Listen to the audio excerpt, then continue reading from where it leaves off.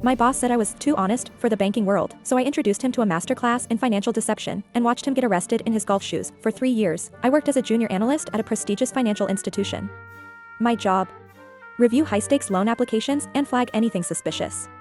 I took pride in being thorough, maybe too thorough. When wealthy clients submitted obviously inflated applications, I documented every red flag. Phantom income, fake businesses, assets that didn't exist. But my supervisor, Garrett, would always override me. "These are VIP clients," he'd say. "Sometimes we have to be flexible." The cracks began to show when a city councilman's son got approved for a $2.8 million loan based on a ghost consulting firm that had never filed taxes. I flagged it. Garrett approved it.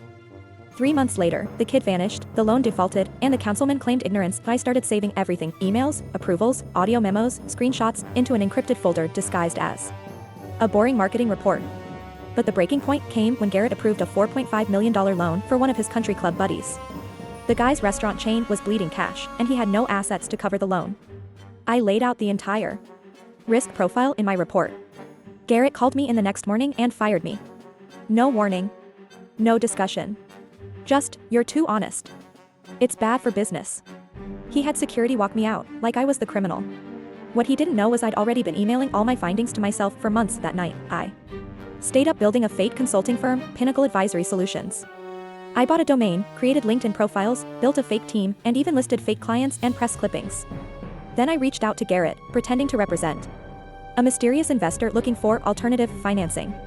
He took the bait immediately. That we met for lunch.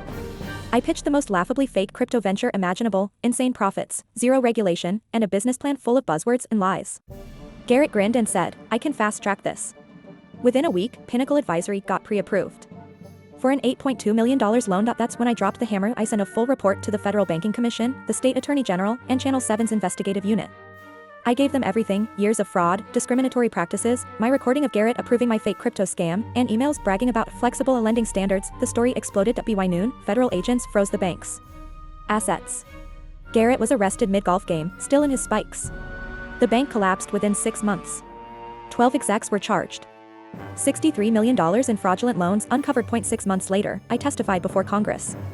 My files became the foundation of new federal banking laws. Garrett? 7 years in prison. His buddy? Charged as a co-conspirator in a multi-state kickback scheme. Now I work at the Federal Reserve, investigating banking fraud. And on my desk? A plaque that reads, "Honesty got me fired. Justice got me promoted."